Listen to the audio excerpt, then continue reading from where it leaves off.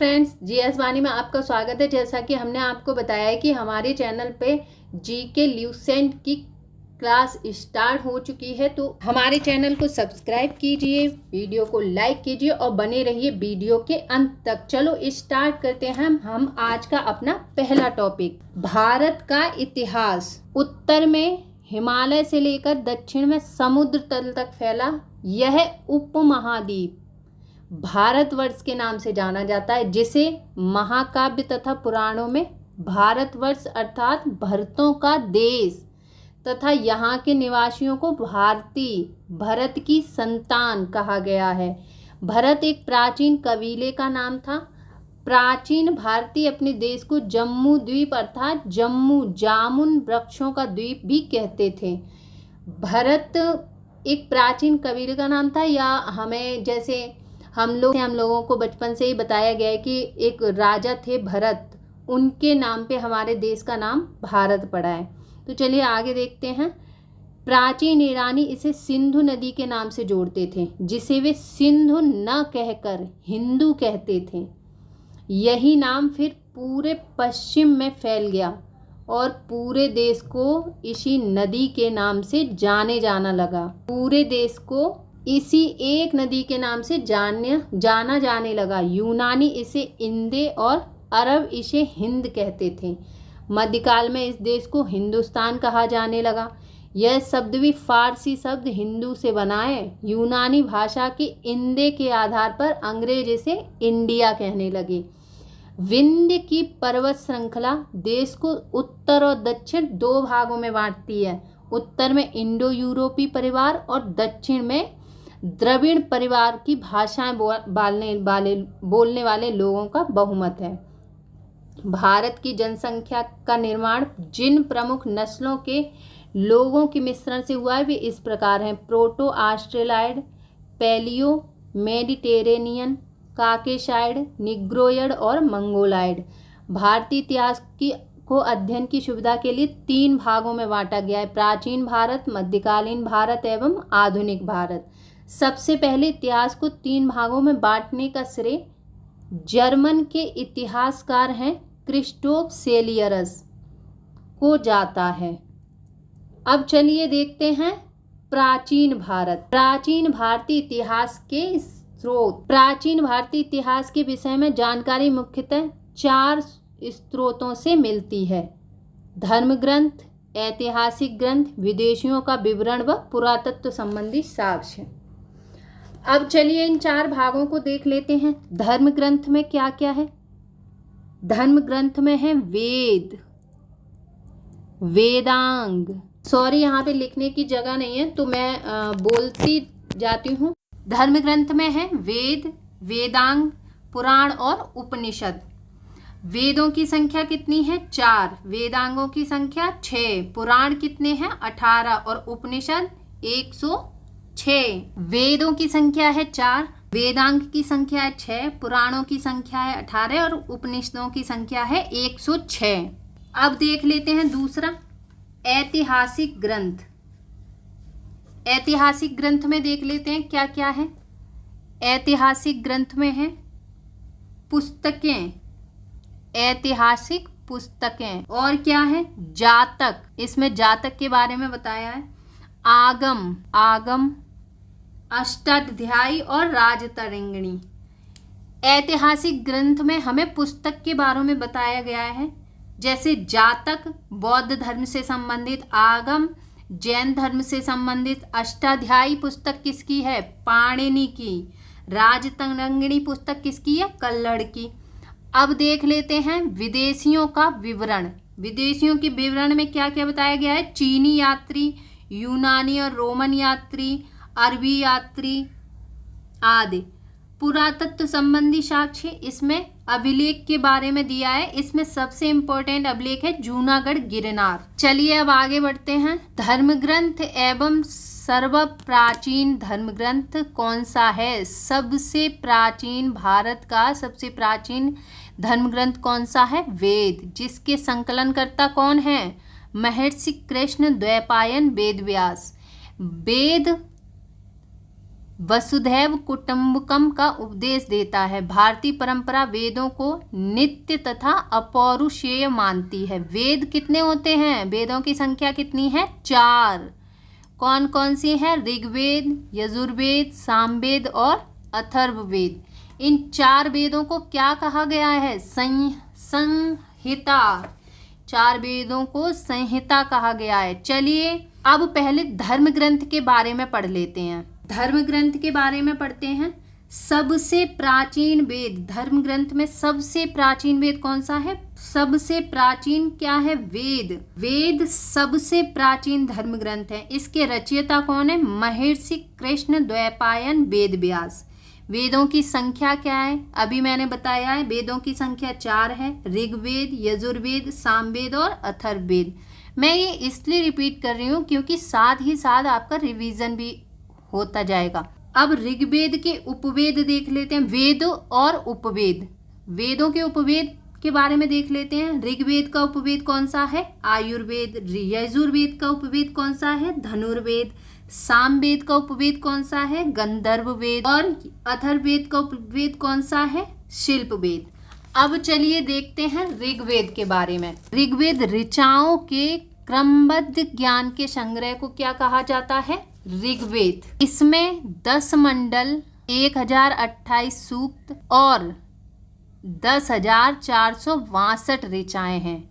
ये important point है, इनको याद रखना। 10 मंडल, 1028 सूक्त और ऋचाएं कितनी हैं? 10,462। इस वेद के ऋचाओं के पढ़ने वाले ऋषि को क्या कहते हैं? होत्र कहा जाता है। इस वेद से आर्य के राजनीतिक प्रणाली, इतिहास और ईश्वर की महिमा के बारे में जानकारी मिलती है। विश्वामित्र द्वारा रचित ऋग्वेद के 3रे मंडल में सूर्य देवता सावित्री को समर्पित गायत्री मंत्र है। गायत्री मंत्र का वर्णन किसमें है? ऋग्वेद के 3रे मंडल में सूर्य देवता सावित्री को समर्पित प्रसिद्ध गायत्री मंत्र है। इसके 9वें मंडल में क्या है? देवता सोम का उल्लेख है। 8वें मंडल में हस्तलिखित ऋचाओं का उल्लेख है। हस्तलिखित ऋचाओं को ऋग्वेद में खिल कहा गया है। समाज की कल्पना का आदि स्रोत ऋग्वेद के 10वें मंडल में वर्णित पुरुष सूक्त है, जिसके अनुसार 4 वर्ण।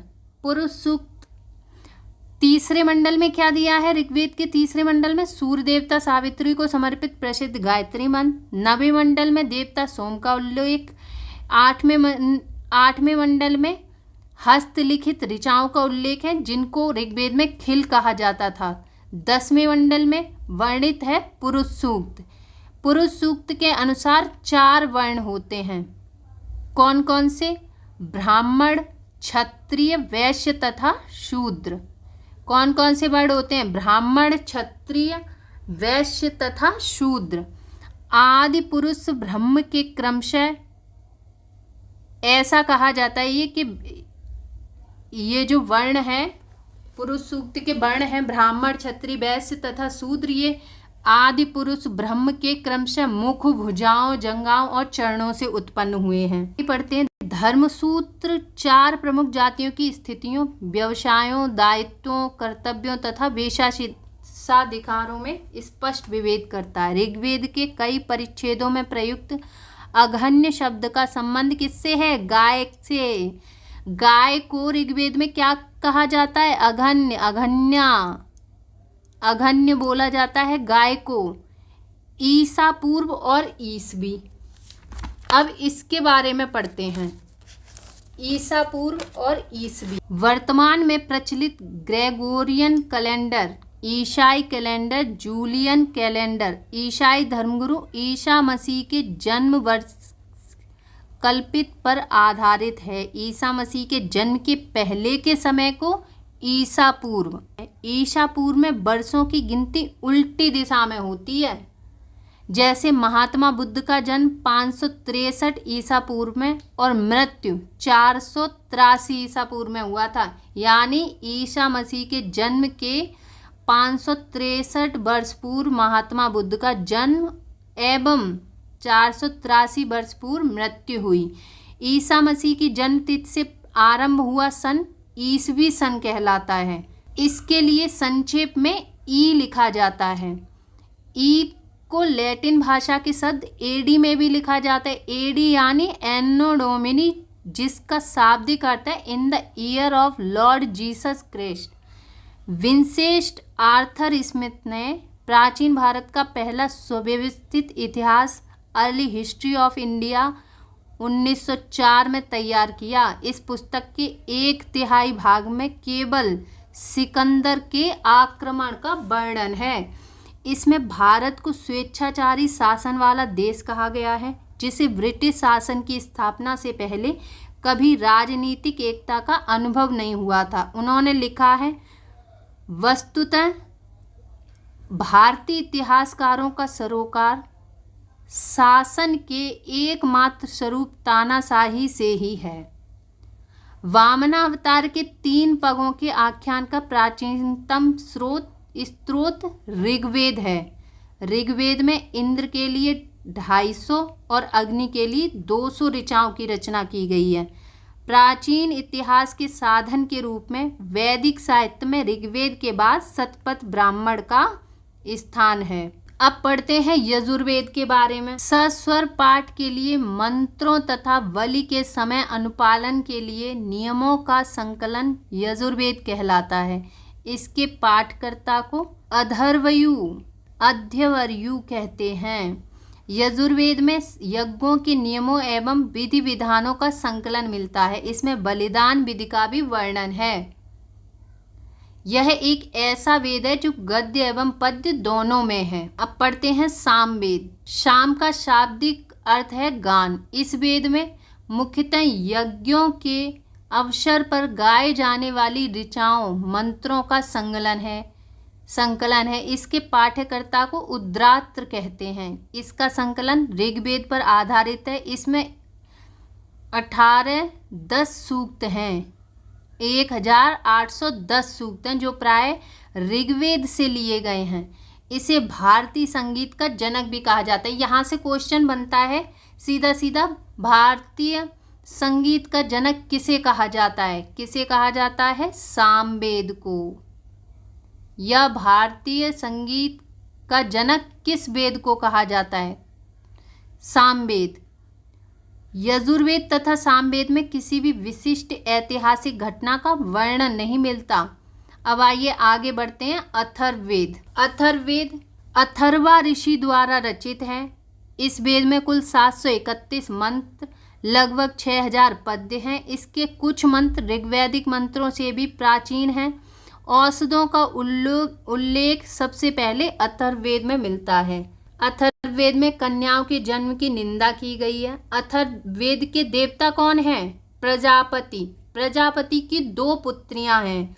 कौन सी? सभा और समिति। प्रजापति की 2 पुत्रियों का उल्लेख किस में मिलता है? अथर्ववेद में। यहाँ से क्वेश्चन बनते हैं, छोटे छोटे क्वेश्चन, 1 लाइनर। अब आगे बढ़ते हैं। वेद तो हमने समझ लिए, वेद 4 होते हैं, उनमें क्या क्या होता है। अब हम देखते हैं वेदांग। वेदांग कितने होते हैं? वेदांगों की संख्या कितनी है? 6। कौन कौन से हैं वेदांग? कौन कौन से हैं? शिक्षा, ज्योतिष, कल्प, निरुक्त, छंद और व्याकरण।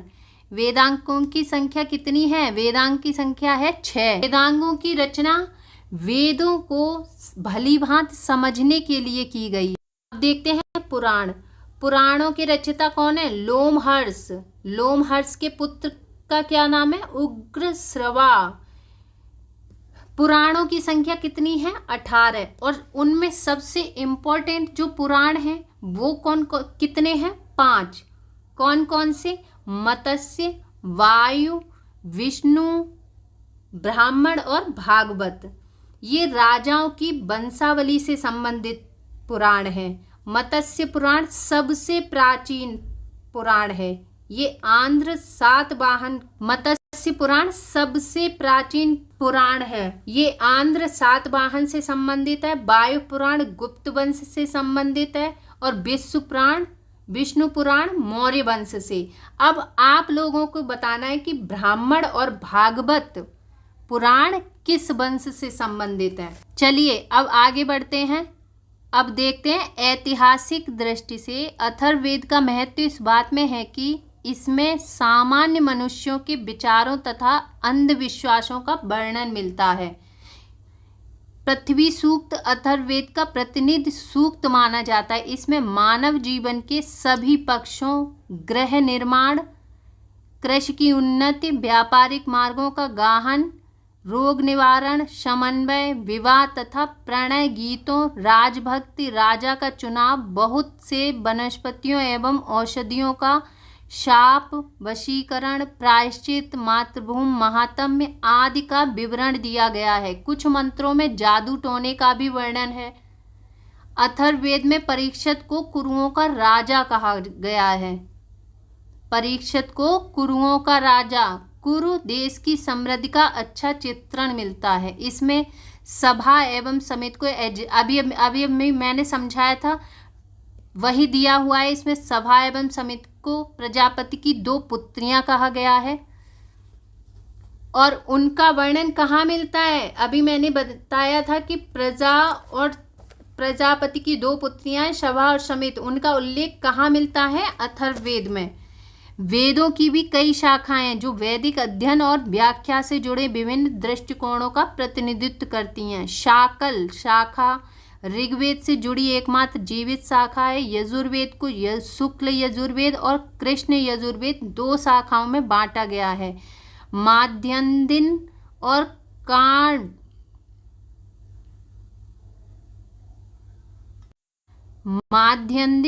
काण्व शुक्ल यजुर्वेद अथवा वाजसनेय संहिता की शाखाएं हैं। कृष्ण यजुर्वेद से जुड़ी शाखाएं काठक, कणिष्ठल, मैत्रायणी और तैत्तिरीय हैं। कौथुम, राणायनी एवं जैमिनीय या तलवकार सामदेव की शाखाएं। अथर्ववेद की शाखाएं शौनक और पैपल्लाद हैं। सबसे प्राचीन वेद ऋग्वेद, सबसे बाद का वेद अथर्ववेद है। अब पढ़ते हैं ब्राह्मण, आरण्यक तथा उपनिषद। ब्राह्मण, आरण्यक, उपनिषद। संहिता के पश्चात ब्राह्मणों, आरण्यकों तथा उपनिषदों का स्थान है। इनमें उत्तर वैदिक कालीन समाज एवं संस्कृति के विषय में जानकारी प्राप्त होती है।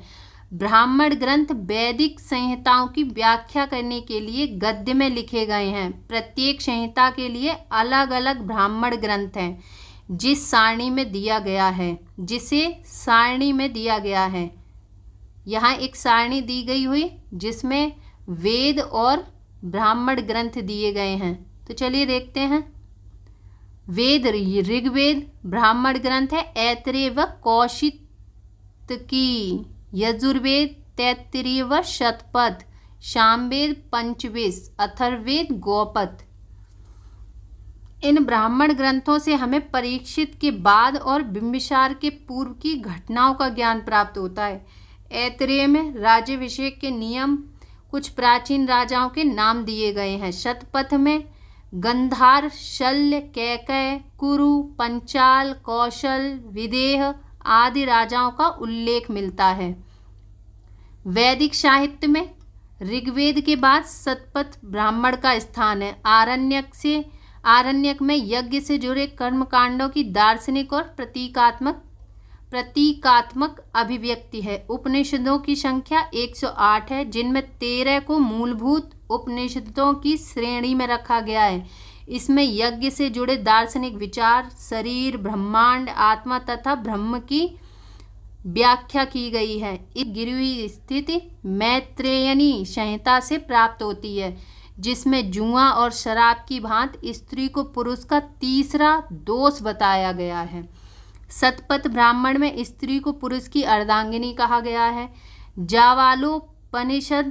जावालोपनिषद में 4 आश्रमों का उल्लेख मिलता है। स्मृति ग्रंथों में सबसे प्राचीन प्रामाणिक मनुस्मृति मानी जाती है। यह शुंग काल का मानक ग्रंथ है। मनुस्मृति शुंग काल का मानक ग्रंथ है। नारद स्मृति गुप्त युग के विषय में जानकारी प्रदान करते हैं। अब देखते हैं वेदांग और सूत्र। वेदों को भली भांति समझने के लिए 6 वेदांगों की रचना हुई है। अभी अभी मैंने बताया था आगे, शिक्षा, कल्प, निरुक्त, व्याकरण, छंद व ज्योतिष। शिक्षा शुद्ध उच्चारण शास्त्र, कल्प कर्मकांडी विधि, निरुक्त शब्दों की व्युत्पत्ति का शास्त्र, व्याकरण व छंद व ज्योतिष। वैदिक साहित्य को अक्षुण्ण बनाए रखने के लिए सूत्र साहित्य का प्रणयन किया गया है। स्रोत, ग्रह तथा धर्मसूत्रों के अध्ययन से हमें यज्ञ विधि विधानों, कर्मकांडों तथा राजनीति विधि एवं व्यवहार से संबंधित महत्वपूर्ण बातें ज्ञात करते हैं। प्रमुख सूत्रकारों में गौतम, बौधायन, आपस्तंभ, वशिष्ठ आदि के नाम विशेष रूप से उल्लेखनीय हैं। सूत्रों में गौतम धर्मसूत्र सबसे प्राचीन सूत्र माना गया है। जैसा कि मैंने अभी आपको पढ़ाया था, सबसे प्राचीन वेद कौन सा है? ऋग्वेद। सबसे प्राचीन ग्रंथ कौन सा है? सबसे प्राचीन वेद कौन सा है? ऋग्वेद। सबसे प्राचीन पुराण कौन सा है? मत्स्य। और सबसे प्राचीन सूत्र कौन सा है? गौतम धर्मसूत्र। चलिए आगे पढ़ते हैं पुराण। पुराणों के बारे में मैं पहले बता चुकी हूँ, लेकिन अब फिर से पढ़ते हैं। भारतीय ऐतिहासिक कथाओं का सबसे अच्छा क्रमबद्ध विवरण पुराणों में मिलता है। इसके रचयिता लोमहर्ष अथवा इनके पुत्र उग्रश्रवा माने जाते हैं। इनकी संख्या 18 है। पुराणों की संख्या कितनी है? पुराण कितने होते हैं? 18,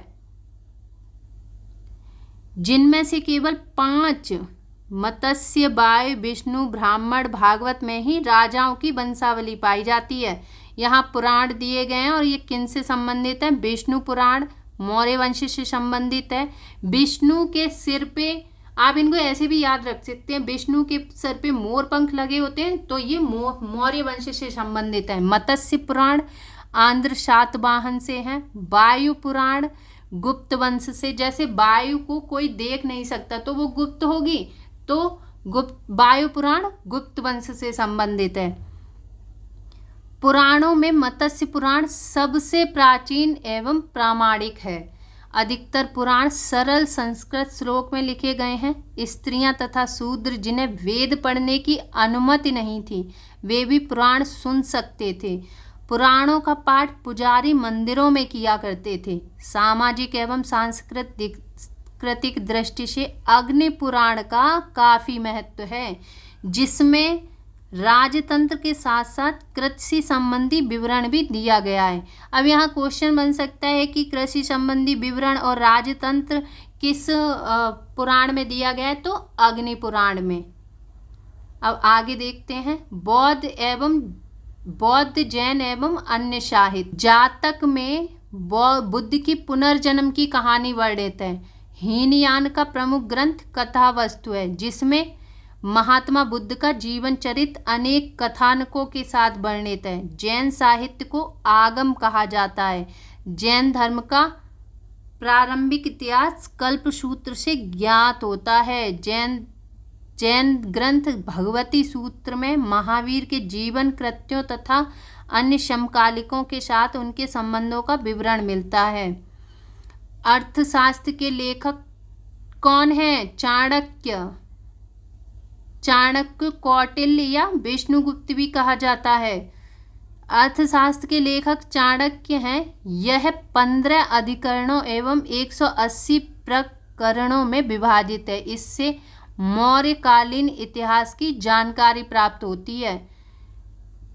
इसके अनुवादक कौन है? श्याम शास्त्री।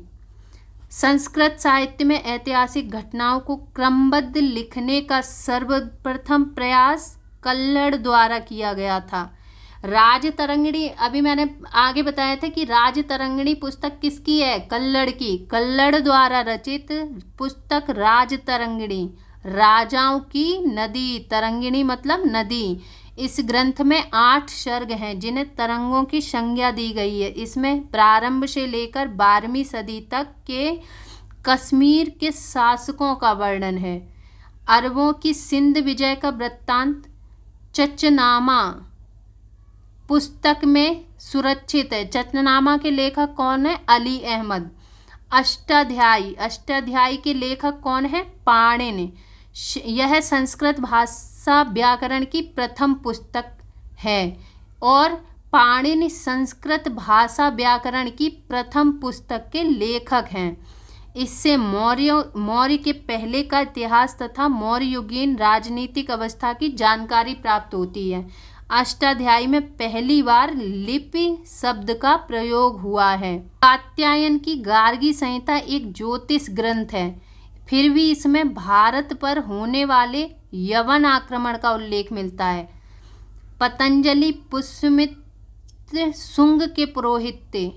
पतंजलि पुष्यमित्र शुंग के पुरोहित थे। इनके महाभाष्य से शुंगों के इतिहास का पता चलता है। महाभाष्य के लेखक कौन है?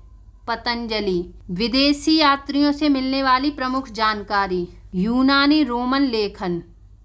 यूनानी रोमन लेखक के बारे में पढ़ते हैं। इसमें पढ़ते हैं टेशियस। यूनानी रोमन लेखक टेशियस। यह ईरान का राज्यवेद था। ईरान का राज्यवेद कौन था? टेशियस। भारत के संबंध में इसका विवरण आश्चर्यजनक कहानियों से परिपूर्ण होने के कारण अविश्वसनीय है। टेशियस के बारे में ज़्यादा पूछा नहीं जाता। हेरोडोटस, इनके बारे में देखते हैं। हेरोडोटस, इसे इतिहास का पिता या जनक कहा जाता है। इसने अपनी पुस्तक हिस्टोरिका में 5वीं शताब्दी ईसा पूर्व के भारत फारस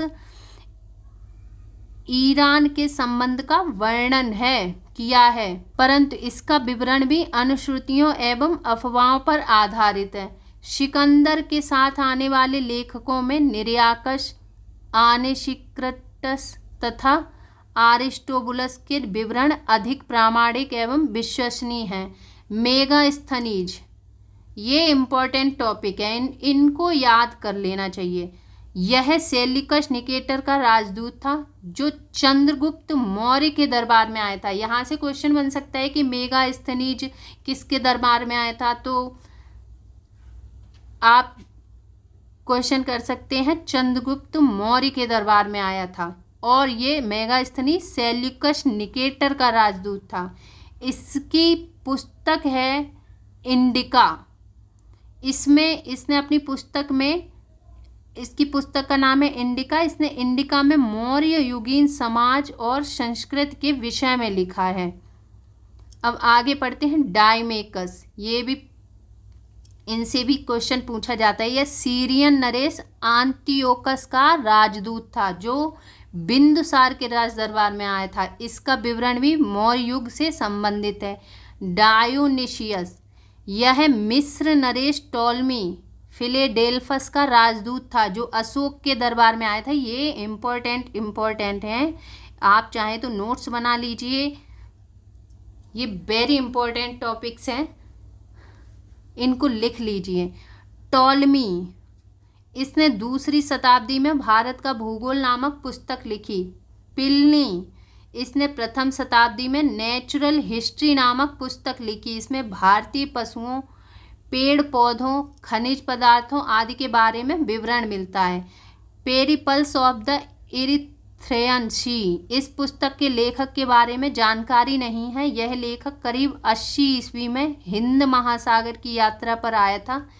इसने उस समय के भारत के बंदरगाहों तथा व्यापारी समुद्र वस्तुओं के बारे में जानकारी दी है।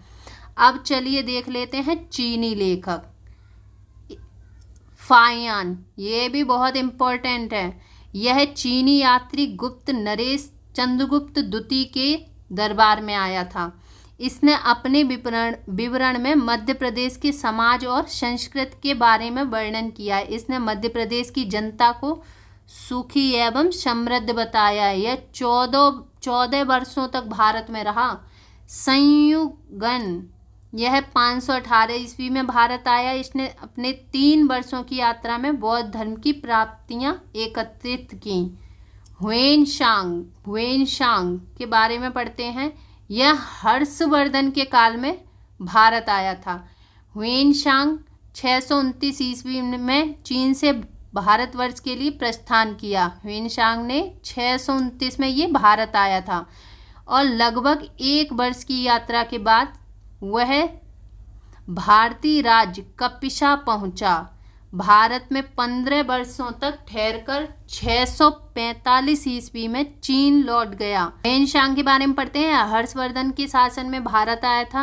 ह्वेनसांग 629 में चीन से भारतवर्ष के लिए इसने प्रस्थान किया और लगभग 1 वर्ष की यात्रा के बाद यह सर्वप्रथम भारतीय राज्य कपिशा पहुंचा। भारत में 15 वर्षों तक ठहरकर 645 ईस्वी में चीन लौट गया। वह बिहार में नालंदा विश्वविद्यालय, नालंदा जिला स्थित नालंदा विश्वविद्यालय में अध्ययन करने तथा भारत से बौद्ध ग्रंथों को एकत्र कर ले जाने के लिए आया था। इसका भ्रमण वृत्तांत सीयू की नाम से प्रसिद्ध है। इसने एक पुस्तक लिखी थी जिसका नाम है सीयू की। और ये नालंदा विश्वविद्यालय का निर्माण किसने कराया था? कुमार गुप्त ने कराया था। नालंदा विश्वविद्यालय के आचार्य कौन थे उस समय? आचार्य शीलभद्र। इसका भ्रमण वृत्तांत सीयू की नाम से प्रसिद्ध है जिसमें 138 देशों का विवरण मिलता है। इसने हर्षकालीन समाज धर्म तथा राजनीति के बारे में वर्णन किया। इसके अनुसार सिंध का राजा शूद्र था। ह्वेनसांग ने बुद्ध की प्रतिमा के साथ साथ सूर्य और शिव की प्रतिमाओं का भी पूजन किया था। ह्वेनसांग के अध्ययन के समय नालंदा विश्वविद्यालय के कुलपति आचार्य शीलभद्र थे। यह विश्वविद्यालय बौद्ध दर्शन के लिए प्रसिद्ध था। इत्सिंग के बारे में पढ़ लेते हैं। यह 7वीं शताब्दी के अंत में भारत आया। इसने अपने विवरण में नालंदा विश्वविद्यालय, विक्रमशिला विश्वविद्यालय तथा अपने समय के भारत का वर्णन किया है। अरबी लेखक अल-बरूनी, यह महमूद गजनबी के साथ भारत आया था। अल-बरूनी ख्वारिज्म या खीव, आधुनिक तुर्कमेनिस्तान का रहने वाला था। अरबी में लिखी गई उसकी कृति किताब उल हिंद या तहकीक हिंद भारत की खोज आज भी इतिहासकारों के लिए एक महत्वपूर्ण स्रोत है। यह एक विस्तृत ग्रंथ है जो धर्म और दर्शन, त्योहारों, खगोल विज्ञान, कीमिया, रीति रिवाजों तथा प्रथाओं, सामाजिक जीवन, भारतोल तथा मापन विधियों, मूर्तिकला, कानून, मापतंत्र विज्ञान आदि विषयों के आधार पर 80 अध्यायों में विभाजित है। इसमें राजपूत कालीन समाज, धर्म, रीति रिवाज, राजनीति आदि पर सुंदर प्रकाश डाला गया है। आगे पढ़ते हैं इब्न बतूता, ये भी इम्पोर्टेंट है। इब्न बतूता, इनके बारे में देखते हैं। इसके द्वारा अरबी भाषा में लिखा गया उसका यात्रा वृत्तांत रेहला 14वीं शताब्दी में भारतीय उपमहाद्वीप के सामाजिक तथा सांस्कृतिक जीवन के विषय में बहुत ही प्रचुर तथा सबसे रोचक जानकारियां देता है। 1333 ईस्वी में दिल्ली पहुंचने पर इसकी विद्वता से प्रभावित होकर सुल्तान मोहम्मद बिन तुगलक ने उसे दिल्ली का काजी न्यायाधीश नियुक्त किया। अन्य लेखक हैं तारानाथ, यह एक तिब्बती लेखक था। इसने कंग्यूर और तंग्यूर नामक ग्रंथ की रचना की थी। इनसे भारतीय इतिहास के बारे में जानकारी मिलती है। मार्को पोलो, यह 13वीं शताब्दी के अंत में पांड्य देश की यात्रा पर आया था। इसका विवरण पांड्य इतिहास के अध्ययन के लिए उपयोगी है। मार्को पोलो वेनिस का था। पुरातत्व संबंधी साक्ष्य से मिलने वाली जानकारी। भारतीय पुरातत्व शास्त्र का पितामह, father of Indian archaeology, sir Alexander Cunningham को कहा जाता है। 1400 ईसा पूर्व के अभिलेख बोगाज कोई एशिया माइनर से वैदिक देवता मित्र, वरुण, इंद्र और नाशत अश्वनी कुमार के नाम मिलते हैं। ये सबसे पुराना साक्ष्य है बोगाज कोई एशिया माइनर। मध्य भारत में भागवत धर्म विकसित होने का प्रमाण यवन राजपूत हेलियोडोरस के वेशनगर विदिशा गरुड़ स्तंभ लेख से प्राप्त होता है। सबसे पुराना अभिलेख कौन सा है? बोगाज कोई, एशिया माइनर। सर्वप्रथम भारतवर्ष का जिक्र हाथी गुम्फा अभिलेख में मिलता है। सर्वप्रथम दुर्भिक्ष का जानकारी देने वाला अभिलेख शौहगौरा अभिलेख है। इस अभिलेख में संकट काल में उपयोग हेतु खाद्यान्न सुरक्षित रखने का भी उल्लेख है।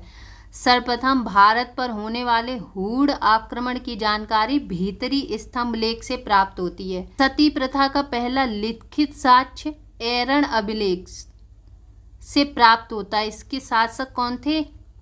भानुगुप्त।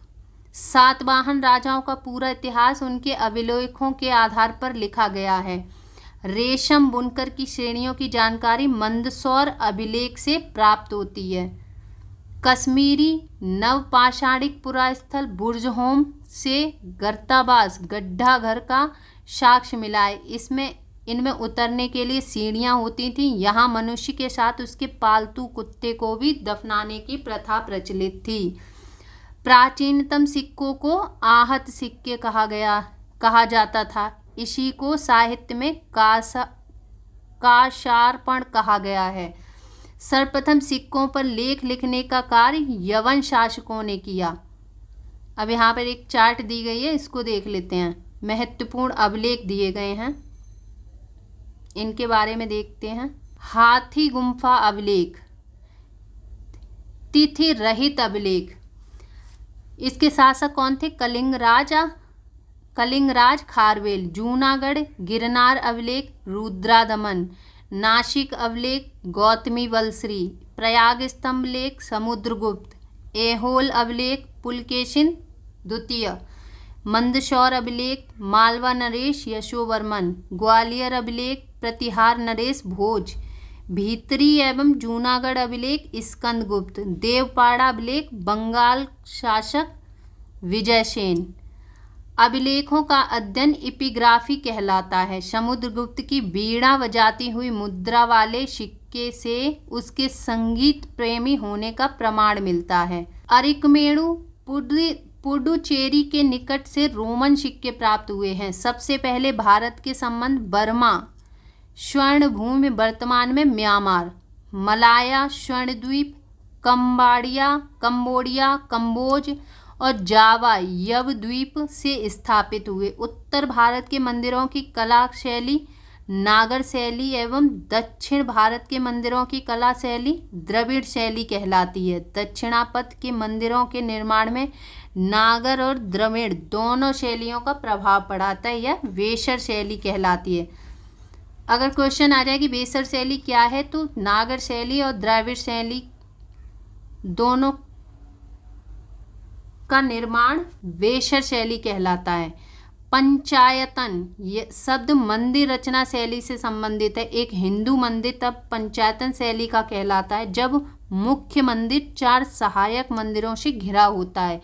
पंचायतन मंदिर के उदाहरण है कंदरिया महादेव मंदिर खजुराहो, ब्रह्मेश्वर मंदिर भुवनेश्वर, लक्ष्मण मंदिर खजुराहो, लिंगराज मंदिर भुवनेश्वर, दशावतार मंदिर देवगढ़ उत्तर प्रदेश, गोंडेश्वर मंदिर महाराष्ट्र। अब पढ़ते हैं प्राग ऐतिहासिक काल, प्री हिस्टोरी पढ़ते हैं। प्राग ऐतिहासिक काल, इतिहास का विभाजन प्राग इतिहास, प्री हिस्टोरी आदि इतिहास, प्रोटो हिस्टोरी व इतिहास हिस्ट्री 3 भागों में किया गया है। जिस काल में मनुष्य ने घटनाओं का कोई लिखित विवरण उद्धृत नहीं किया उसे क्या कहते हैं? प्राग ऐतिहासिक काल। आद्य ऐतिहासिक काल किसे कहते हैं?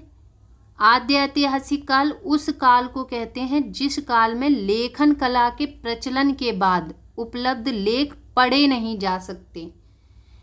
मानव विकास के उस काल को इतिहास कहा जाता है जिसका विवरण लिखित रूप में उपलब्ध है। ज्ञानी मानव होमो सैपियंस का प्रवेश इस धरती पर आज से लगभग 30 या 40 हजार वर्ष पूर्व हुआ।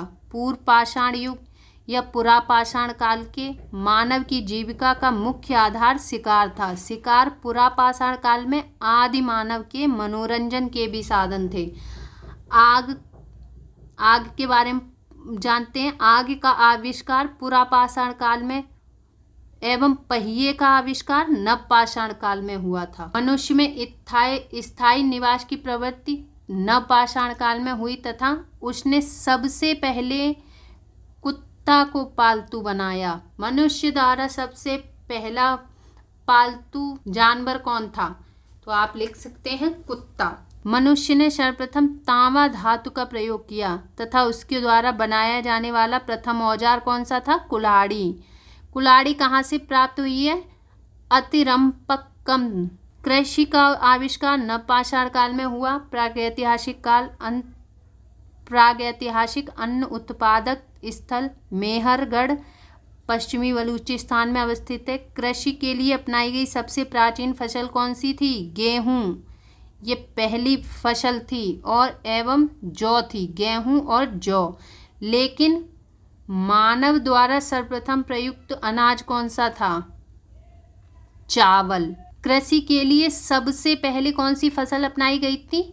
गेहूं और जौ। और मानव द्वारा सर्वप्रथम प्रयुक्त मतलब उपयोग में लाया गया अनाज कौन सा था? चावल। कृषि का प्रथम उदाहरण कहाँ से मिलता है? मेहरगढ़ से। मेहरगढ़ कोल्डिवा का संबंध कहाँ से है? चावल के प्राचीनतम साक्ष्य से है। भारत में पूर्व प्रस्तर युग के अधिकांश औजार स्फटिक पत्थर के बने थे। रॉबर्ट ब्रूस फुट पहले ऐसे व्यक्ति थे जिन्होंने 1863 में भारत में पुरापाषाण कालीन औजारों की खोज की। पल्लावरम नामक स्थान पर प्रथम भारतीय पुरापाषाण कलाकृति की खोज हुई थी। भारत में मध्य पाषाण काल के विषय में जानकारी सर्वप्रथम 1867 में हुई थी, जब C.L. कार्लाइल ने विंध्य क्षेत्र में लघु पाषाणोपकरण माइक्रोलिथ्स खोज निकाले। भारत में मानव अस्थिपंजर मध्य पाषाण काल से ही सर्वप्रथम प्राप्त होने लगता है। भारत में नवपाषाण कालीन सभ्यता का प्रारंभ ईसा पूर्व 4000 के लगभग हुआ। अब यहाँ देखते हैं, भारत का सबसे प्राचीन नगर मोहनजोदड़ो था, सिंधी भाषा में, जिसका अर्थ है मृतकों का टीला। असम का श्वेतभ्रू गिबन भारत में पाए जाने वाला एकमात्र मानवाव कपि है। इनाम गांव ताम्रपाषाण युग की एक बड़ी बस्ती थी। इसका संबंध जौरवे संस्कृति से है। भारत में शिवालिक की पहाड़ी से जीवाश्म का प्रमाण मिला है। भीमबेटका गुफा पुरापाषाणिक आवासीय पुरास्थल है। यह आदि मानव द्वारा बनाए गए शैल चित्रों और शैलाश्रयों के लिए प्रसिद्ध है। इन चित्रों को पुरापाषाण काल से मध्य पाषाण काल के समय का माना जाता है। ये चित्र भारतीय उपमहाद्वीप में मानव जीवन के प्राचीनतम चिन्ह हैं। यह मध्य प्रदेश के रायसेन जिले में स्थित है। इसकी खोज भीमबेटका कहाँ है? मध्य प्रदेश के रायसेन जिले में। इसकी खोज किसने की थी? वर्ष 1957 से 58 में डॉक्टर विष्णु श्रीधर वाकणकर द्वारा की गई थी। भीमबेटका क्षेत्र को भारतीय पुरातत्व सर्वेक्षण भोपाल मंडल ने अगस्त 1990 में राष्ट्रीय महत्व का स्थल घोषित किया। इसके बाद जुलाई 2003 में यूनेस्को ने इसे विश्व धरोहर स्थल घोषित किया।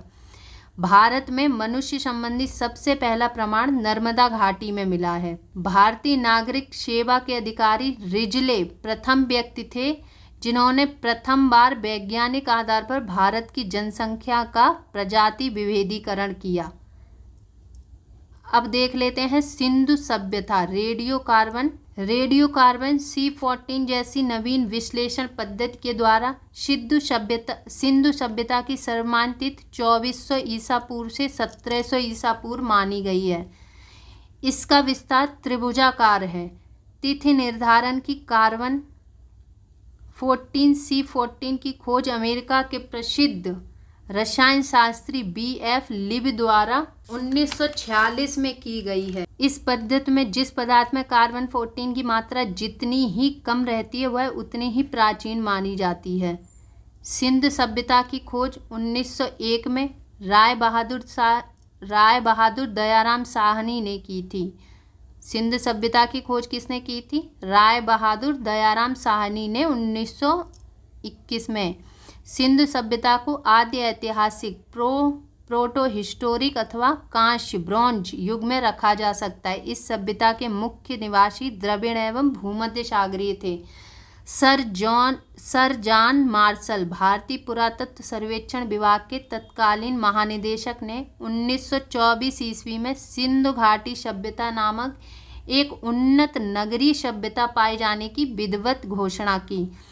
सिंधु सभ्यता के सर्वाधिक पश्चिमी पुरास्थल दास्क नदी के किनारे स्थित सुतकागेंडोर बलूचिस्तान में स्थित है। ये पूर्वी पुरास्थल हिंडन नदी के किनारे आलमगीरपुर, ये जिला मेरठ उत्तर प्रदेश में है। उत्तरी पुरास्थल चेनाब नदी के तट पर अखनूर के निकट मांदा कहाँ है? जम्मू कश्मीर। व दक्षिणी पुरास्थल गोदावरी नदी के तट पर दायमाबाद कहाँ है? अहमदनगर महाराष्ट्र में। सिंधु सभ्यता या सैंधव सभ्यता नगरीय सभ्यता थी। सैंधव सभ्यता से प्राप्त परिपक्व अवस्था वाले स्थलों में केवल 6 को ही बड़े नगर की संज्ञा दी गई है। वो 6 नगर कौन कौन से हैं? मोहनजोदड़ो, हड़प्पा, गढ़वारीवाला, राखीगढ़ी, धौलावीरा एवं कालीबंगन। धौलावीरा भारत में सिंधु घाटी सभ्यता की पहली साइट है जिसे यूनेस्को ने 2021 में विश्व विरासत स्थल की सूची में शामिल किया। स्वतंत्रता प्राप्ति पश्चात हड़प्पा संस्कृति के सर्वाधिक स्थल गुजरात में खोजे गए। सिंधु घाटी सभ्यता का सबसे बड़ा स्थल मोहनजोदड़ो है, जबकि भारत में इसका सबसे बड़ा स्थल राखीगढ़ी घग्गर नदी पर स्थित है जो हरियाणा के हिसार जिले में स्थित है। इसकी खोज 1963 में सूरजभान ने की थी। लोथल एवं सुतकोतदा। सिंधु सभ्यता का बंदरगाह। सिंधु सभ्यता के बंदरगाह कौन कौन से हैं? लोथल और सुतकोतदा। जुते हुए खेत और नक्काशीदार ईंटों के प्रयोग का साक्ष्य कहाँ मिला? कालीबंगन। मोहनजोदड़ो से प्राप्त स्नानागार सैंधव सभ्यता की सबसे बड़ी इमारत है जिसके मध्य स्थित स्नान कुंड 11.88 मीटर लंबा, 7.01 मीटर चौड़ा और 2.43 मीटर गहरा है। अग्निकुंड लोथल और कालीबंगन से प्राप्त हुए हैं। मोहनजोदड़ो से प्राप्त एक सील पर 3 मुख वाले देवता की मूर्ति मिली है। क्या नाम है उन देवता का? नाम है पशुपति। उनके चारों ओर हाथी, गेंडा, चीता और भैंसा विराजमान है। मोहनजोदड़ो से नर्तकी की एक कांस्य मूर्ति मिली है। हड़प्पा की मोहरों पर सबसे अधिक एक श्रृंगी पशु का अंकन मिलता है। यहाँ से प्राप्त एक आयताकार मोहर में स्त्री के गर्भ से निकलता पौधा दिखाया गया है। मनके बनाने के कारखाने कहाँ से प्राप्त हुए हैं? लोथल और चनहूदड़ो में मिले हैं। सिंधु सभ्यता की लिपि क्या थी? भाव चित्रात्मक। यह लिपि दाईं से बाईं लिखी जाती थी। जब अभिलेख एक से अधिक पंक्तियों का होता था तो पहली पंक्ति दाईं से बाईं और दूसरी बाईं से दाईं लिखी जाती थी। लेखन कला की उचित प्रणाली विकसित करने वाली पहली सभ्यता सुमेरिया की सभ्यता थी। सिंधु सभ्यता के लोगों ने नगरों तथा घरों के विन्यास के लिए ग्रीड पद्धति अपनाई। घरों के दरवाजे, खिड़कियां सड़क की ओर न खुलकर पिछवाड़े की ओर खुलते थे। केवल लोथल नगर के घरों के दरवाजे मुख्य सड़क की ओर खुलते थे। सिंधु सभ्यता में मुख्य फसल थी गेहूं और जौ। सैंधववासी मिठास के लिए शहद का प्रयोग करते थे। मिट्टी से बने हल्का साक्ष्य बनमाली से मिला है। रंगपुर और लोथल से चावल के दाने मिले हैं जिनमें धान की खेती होने का प्रमाण मिलता है। चावल के प्रथम साक्ष्य लोथल से ही प्राप्त हुए हैं। सुतकोतदा, कालीबंगन, लोथल से सैंधवकालीन घोड़े के अस्थिपंजर मिले हैं। तौल की इकाई संभवतः 16 के अनुपात में थी। सैंधव सभ्यता के लोग यातायात के लिए 2 पहियों और 4 पहियों वाली बैलगाड़ी या भैंसा गाड़ी का उपयोग करते थे। मेसोपोटामिया के अभिलेखों में वर्णित मेलुहा शब्द का अभिप्राय सिंधु सभ्यता से है। संभवतः हड़प्पा संस्कृत का शासन वणिक वर्ग के हाथों में था। पिग्गट ने हड़प्पा एवं मोहनजोदड़ो को एक विस्तृत साम्राज्य की जुड़वा राजधानी कहा है। सिंधु सभ्यता के लोग धरती को उर्वरता की देवी मानकर उसकी पूजा किया करते थे। यहाँ एक चार्ट दी गई है। सिंधु काल में विदेशी व्यापार, आयातित वस्तुएं और प्रदेश। तांबा कहाँ मिलता था? खेतड़ी, बलूचिस्तान, ओमान। चांदी अफगानिस्तान, ईरान। सोना Karnataka, Afghan, Iran. Tin Afghanistan, Iran. गोमेद सौराष्ट्र, लाजवर्त मेसोपोटामिया। सीसा ईरान। वृक्ष पूजा एवं शिव पूजा के प्रचलन के साक्ष्य भी सिंधु सभ्यता से मिलते हैं। स्वास्तिक चिन्ह संभवतः हड़प्पा संस्कृत की देन है। इस चिन्ह से सूर्योपासना का अनुमान लगाया जाता है। सिंधु घाटी के नगरों में किसी भी मंदिर के अवशेष नहीं मिले हैं। सिंधु सभ्यता में मातृ देवी की उपासना सर्वाधिक प्रचलित थी। पशुओं में कुवड़ वाला सांड इस सभ्यता के लोगों के लिए विशेष पूजनीय था। स्त्री मृग मूर्तियां, मिट्टी की मूर्तियां अधिक मिलने से ऐसा अनुमान लगाया जाता है कि सैंधव समाज मातृ सत्तात्मक था। सैंधववासी सूती एवं ऊनी वस्त्रों का उपयोग करते थे। मनोरंजन के लिए मछली पकड़ना, शिकार करना, पशु पक्षियों को आपस में लड़ाना, चौपड़ और पासा खेलना आदि साधनों का प्रयोग करते थे। सिंधु सभ्यता के लोग काले रंग से डिजाइन किए हुए लाल मिट्टी के बर्तन बनाते थे। सिंधु घाटी के लोग तलवार से परिचित नहीं थे। कालीबंगन एकमात्र हड़प्पाकालीन स्थल था जिसका निचला शहर सामान्य लोगों के रहने के लिए किले से घिरा हुआ था। कालीबंगन का अर्थ है काली चूड़ियाँ। यहाँ से पूर्व हड़प्पा स्तरों के खेत जोते जाने के और अग्नि पूजा की प्रथा के प्रमाण मिले हैं। पर्दा प्रथा एवं वेश्यावृत्ति सैंधव सभ्यता में प्रचलित थी। शवों को जलाने और गाड़ने यानी दोनों प्रथाएं प्रचलित थी। हड़प्पा में शवों को दफनाने और मोहनजोदड़ो में जलाने की प्रथा थी। लोथल एवं कालीबंगा में युग्म समाधियां मिली हैं। सैंधव सभ्यता के विनाश का सबसे प्रभावी कारण बाढ़ था। आग में पकी हुई मिट्टी को टेराकोटा कहा जाता था। यहाँ पे एक चार्ट दी गई है, इसको देखते हैं। प्रमुख स्थल, नदी स्थित और उत्खननकर्ता। प्रमुख स्थल हड़प्पा, ये रावी नदी के तट पर स्थित है। पाकिस्तान के पंजाब प्रांत का साहिवाल जिला का एक हिस्सा है हड़प्पा। दयाराम शाइनी ने इसकी खोज 1921 में, माधो स्वरूप वत्स ने 1926 में और व्हीलर ने 1946 में की थी। मोहनजोदड़ो सिंधु नदी पर स्थित है। पाकिस्तान के सिंध प्रांत का लरकाना जिला। राखलदास बनर्जी ने इसकी खोज 1922 में, मैक ने 1927 में और व्हीलर ने 1930 में इसकी खोज की थी। चनहुदड़ो सिंधु नदी, सिंध प्रांत, पाकिस्तान, नवाब शाह जिला। मैके ने इसकी खोज 1925, एनजी मजूमदार ने 1931 में की। कालीबंगन घग्गर नदी पर स्थित है। राजस्थान का हनुमानगढ़ जिला। अमलानंद घोष 1951 में इसकी खोज की। बीबी लाल एवं बी के थापर ने 1961 में। कोट दीजी सिंधु नदी पर स्थित है। यह सिंध प्रांत का खैरपुर स्थान है। फजल अहमद ने इसकी खोज 1953 में की। रंगपुर मादर नदी पर स्थित है। गुजरात का काठियावाड़ जिला में स्थित है रंगपुर। रंगनाथ राव ने इसकी खोज 1953 से 54 में की। रोपड़ सतलज नदी पर स्थित है। रोपड़ पंजाब का रोपड़ जिला में स्थित है। यज्ञदत्त शर्मा ने इसकी खोज 1953 से 56 में की। लोथल भोगवा नदी पर स्थित है। गुजरात का अहमदाबाद जिला।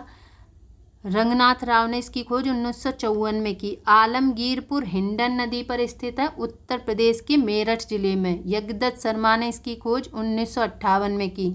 सुतका गेंडोर दास्क नदी पर स्थित है। पाकिस्तान के मकरान में समुद्र तट के किनारे। ऑरेल स्टाइन ने इसकी खोज 1927 में की। बनमाली रंगोई नदी पर स्थित है। हरियाणा का हिसार जिला में है बनमाली। रविंद्र सिंह बिष्ट ने इसकी खोज 1974 में की। धौलावीरा लुनी नदी पर स्थित है। धौलावीरा गुजरात के कच्छ जिला खादिर द्वीप पर है। जेपी जोशी ने 1967 से 1968, रविंद्र सिंह बिष्ट ने 1990 से 91 जार में इनकी खोज की। शोध कहाँ? शादीकोर नदी पर स्थित है, दक्षिण बलूचिस्तान। जार डेल्स ने इसकी खोज 1962 में की। अब आइए चलते देखते हैं वैदिक सभ्यता। वैदिक काल का विभाजन दो भागों में ऋग्वैदिक काल 1500 से 1000 ईसा पूर्व और उत्तर वैदिक काल 1000 से 600 ईसा पूर्व में किया गया है। आर्य सर्वप्रथम पंजाब एवं अफगानिस्तान में बसे। मैक्स मूलर ने आर्यों का मूल स्थान मध्य एशिया को माना है। आर्यों द्वारा निर्मित सभ्यता वैदिक सभ्यता कहलाती है। यह एक ग्रामीण सभ्यता थी। आर्यों की भाषा संस्कृत थी। आर्य शब्द भाषा समूह को इंगित करता है। आर्यों की प्रशासनिक इकाई आरोही क्रम में इन 5 भागों में बटा था। कुल, ग्राम, विष, जन, राष्ट्र। ग्राम के मुखिया ग्रामीणी, विष का प्रधान विषपति एवं जन के शासक राजन कहलाते थे। राज्याधिकारियों में पुरोहित एवं सेनानी प्रमुख थे। वशिष्ठ रूढ़िवादी एवं विश्वामित्र उदार पुरोहित थे। सूत, रथकार व कम्मादि नामक अधिकारी रत्नी कहे जाते थे। इनकी संख्या राजा सहित करीब 12 हुआ करती थी। पुरप दुर्गपति एवं स्पष्ट जनता की गतिविधियों को देखने वाले गुप्तचर होते थे। वाजपति गोचर भूमि का अधिकारी होता था। यहाँ एक छोटी सी चार्ट दी हुई है। इसमें दिशा उत्तर वैदिक शब्द और राजा का नाम। दिशा पूर्व उत्तर वैदिक शब्द प्राची, राजा का नाम सम्राट।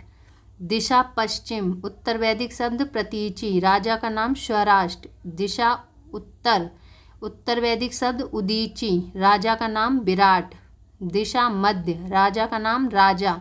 दिशा दक्षिण राजा का नाम भोज। वाजपति गोचर भूमि का अधिकारी होता था। उग्र अपराधियों को पकड़ने का कार्य करता था। ऋग्वेद में किसी तरह के न्यायाधिकार का उल्लेख नहीं है।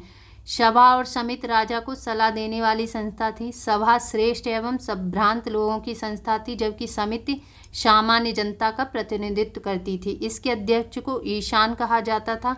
स्त्रियां सभा एवं समितियों में भाग ले सकती थीं। युद्ध में कबीले का नेतृत्व राजा करता था। युद्ध के लिए गविष्टि शब्द का प्रयोग किया गया है, जिसका अर्थ है गायों की खोज। दशराग युद्ध का उल्लेख ऋग्वेद के 7वें मंडल में है। यह युद्ध परूषणी रावी नदी के तट पर सुदास एवं 10 जनों के बीच लड़ा गया, जिसमें सुदास विजयी हुआ। उपनिषदों की कुल संख्या 108, महापुराणों की संख्या 18, वेदांगों की संख्या 6। ऋग्वैदिक समाज 4 वर्णों में विभक्त था, ब्राह्मण, क्षत्रिय, वैश्य और शूद्र। यह विभाजन व्यवसाय पर आधारित था। ऋग्वेद के 10वें मंडल के पुरुष सूक्त में चतुर्वर्णों का उल्लेख मिलता है। इसमें कहा गया है कि ब्राह्मण परम पुरुष के मुख से, ब्रह्मा जी के मुख से ब्राह्मण, क्षत्रिय ब्रह्मा जी की भुजाओं से, वैश्य उनकी जांघों से एवं शूद्र उनके पैरों से उत्पन्न हुए। आर्यों का समाज पितृ प्रधान था। समाज की सबसे छोटी इकाई परिवार या कुल थी, जिसके मुखिया पिता होते थे, जिसे कुलप कहा जाता था। स्त्रियां इस काल में अपने पति के साथ यज्ञ कार्य में भाग लेती थीं। बाल विवाह एवं पर्दा प्रथा का प्रचलन नहीं था। विधवा अपने मृतक पति के छोटे भाई देवर से विवाह कर सकती थी। स्त्रियां शिक्षा ग्रहण करती थीं। ऋग्वेद में लोपामुद्रा, घोषा, शिकता, आपला एवं विश्वास जैसी विदुषी स्त्रियों का वर्णन है। प्रमुख दर्शन एवं उसके प्रवर्तक। दर्शन प्रवर्तक चार्वाक, योग पतंजलि, सांख्य कपिल, न्याय गौतम, पूर्व मीमांसा जैमिनी, उत्तर मीमांसा बादरायण, वैशेषिक कणाद। गार्गी ने याज्ञवल्क्य को वाद विवाद की चुनौती दी थी। जीवन भर अविवाहित रहने वाली महिलाओं को अमाजु कहा जाता था। जीविकापार्जन के लिए वेद वेदांग पढ़ने वाला अध्यापक उपाध्याय कहलाता था। आर्यों का मुख्य पेय सोमरस था। यह वनस्पति से बनाया जाता था। आर्य मुख्यतः 3 प्रकार के वस्त्रों का उपयोग करते थे, वास, अधिवास और उष्णीष। अंदर पहनने वाले कपड़े को नीव कहा जाता था। आर्यों के मनोरंजन के साधन संगीत, रथ दौड़, घुड़दौड़, द्यूत क्रीड़ा। आर्यों का मुख्य व्यवसाय पशुपालन और कृषि था। महर्षि कणाद को भारतीय परमाणुवाद का जनक कहा गया है। गाय को अघन्य अधन्य न मारे जाने योग्य पशु की श्रेणी में रखा गया था। गाय की हत्या करने वाले या उसे घायल करने वाले के लिए वेदों में मृत्युदंड अथवा देश से निकाले की व्यवस्था की गई थी। आर्यों का प्रिय पशु घोड़ा और सर्वाधिक प्रिय देवता इंद्र थे। आर्यों द्वारा खोजी गई धातु लोहा थी, जिसे श्याम अयस्क कहा जाता था। तांबे को लोहित अयस्क कहा जाता था। ऋग्वैदिक कालीन नदियां के आधुनिक नाम और प्राचीन नाम यहाँ दिए गए हैं। चलिए देखते हैं। क्रुभ, कुर्रम, कुभा, काबुल, बितस्ता का आधुनिक नाम है झेलम। आश्किनी का आधुनिक नाम है चिनाब। परूषणी का नाम है रावी। शतुद्री का नाम है सतलुज। विपाशा ब्यास। सदानीरा गंडक। दृश्यद्यति घग्गर। गोमती गोमल। सुवस्तु स्वात। भारतीयों को लोहे का ज्ञान ईसा पूर्व 8वीं सदी में प्राप्त हुआ था। व्यापार हेतु दूर दूर तक जाने वाला व्यक्ति को पण्य कहते थे। लेन देन में वस्तु विनिमय की प्रणाली प्रचलित थी। ऋण देकर ब्याज लेने वाले को वेकनॉट सूदखोर कहा जाता था। मनुष्य एवं देवता के बीच मध्यस्थ की भूमिका निभाने वाले देवता के रूप में अग्नि की पूजा की जाती थी। ऋग्वेद में उल्लिखित नदियों में सरस्वती सबसे पवित्र मानी जाती हैं। ऋग्वेद में गंगा का 1 बार और यमुना का उल्लेख 3 बार हुआ है। इसमें सिंधु नदी का उल्लेख सर्वाधिक बार हुआ है। उत्तर वैदिक काल में इंद्र के स्थान पर प्रजापति सर्वाधिक प्रिय देवता हो गए थे। विष्णु के 3 पगों की कल्पना का विकास उत्तर वैदिक काल में ही हुआ। उत्तर वैदिक काल में राजा के राज्याभिषेक के समय राजसूय यज्ञ का अनुष्ठान किया जाता था। उत्तर वैदिक काल में वर्ण व्यवसाय की वजह जन्म के आधार पर निर्धारित होने लगे थे। ऋग्वैदिक कालीन देवता और उनका संबंध। इंद्र युद्ध का नेता एवं वर्षा का देवता। अग्नि देवता एवं मनुष्य के बीच मध्यस्थ। वरुण पृथ्वी एवं सूर्य के निर्माता। समुद्र का देवता, विश्व के नियामक व शासक, सत्य का प्रतीक, ऋतु परिवर्तन व दिन रात का कर्ता। द्यौ आकाश का देवता, सबसे प्राचीन। सोम वनस्पति देवता। उषा प्रगति एवं उत्थान देवता। आश्विन विपत्तियों को हराने वाला देवता। पूषण पशुओं का देवता। विष्णु विश्व के संरक्षक एवं पालनकर्ता। मरुत आंधी तूफान का देवता। उत्तर वैदिक काल में हल को शिरा, हल रेखा को सीता कहा जाता था। उत्तर वैदिक काल में निष्क और शतमान मुद्रा की इकाइयाँ थीं। सिक्कों के चलन का कोई प्रमाण नहीं मिलता।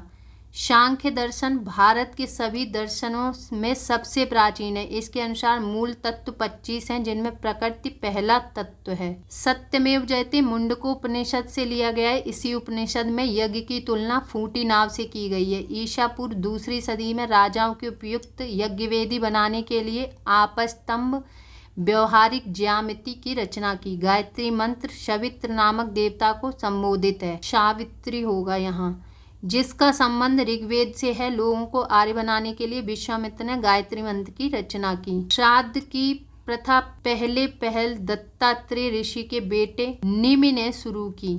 उत्तर वैदिक काल में कौशाम्बी नगर में प्रथम बार पक्की ईंटों का प्रयोग किया गया। महाकाव्य 2 हैं, महाभारत एवं रामायण। महाभारत का पुराना नाम जय संहिता है। यह विश्व का सबसे बड़ा महाकाव्य है। गोत्र नामक संस्था का जन्म उत्तर वैदिक काल में हुआ। वेदांत दर्शन के मौलिक ग्रंथ ब्रह्मसूत्र या वेदांत सूत्र की रचना वदरायण ने की थी। आज की हमारी क्लास यहीं समाप्त होती है। कल की क्लास में हम पढ़ने वाले हैं महाजनपदों का उदय। तो प्लीज़ चैनल को सब्सक्राइब कीजिए, ज़्यादा से ज़्यादा शेयर कीजिए और वीडियो को लाइक कीजिए। धन्यवाद।